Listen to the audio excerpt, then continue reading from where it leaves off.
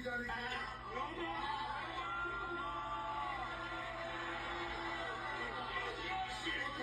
Hey, this guy's last guy. Look, this guy's last time in the clubhouse as an active player. And so, the floor is yours, Clayton. Thanks, Doc. It's an absolute honor to be in this clubhouse with you guys. I love every single one of you. I can't imagine a better way to go out than the top hour with this group of guys.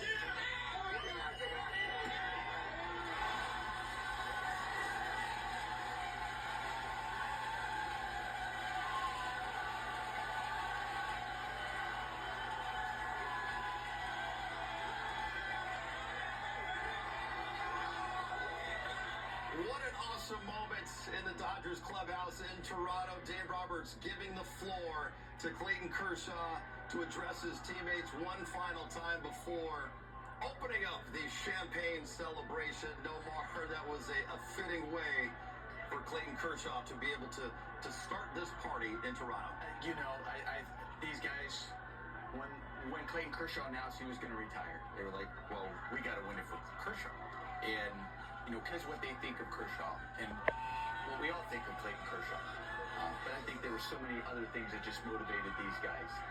It was really for each other.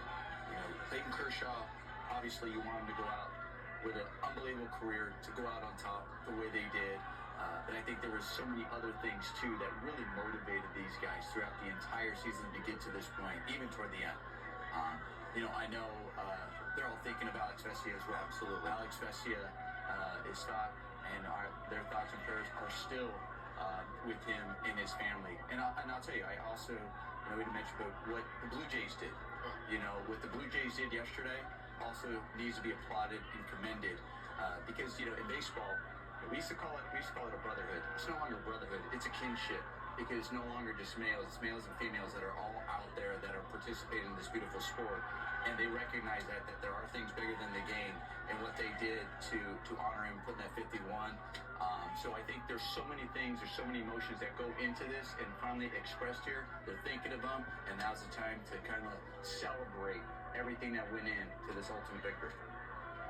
Piece by piece, Dave Roberts put it together, you know, telling him that everybody that he believed in and everybody in that locker room contributed, but then he highlighted a few guys, and he highlighted Miggy, and he highlighted Yamamoto, and then he gave the floor to Clayton. And what a tribute to give it to Clayton in his very last time as an active player to be in there.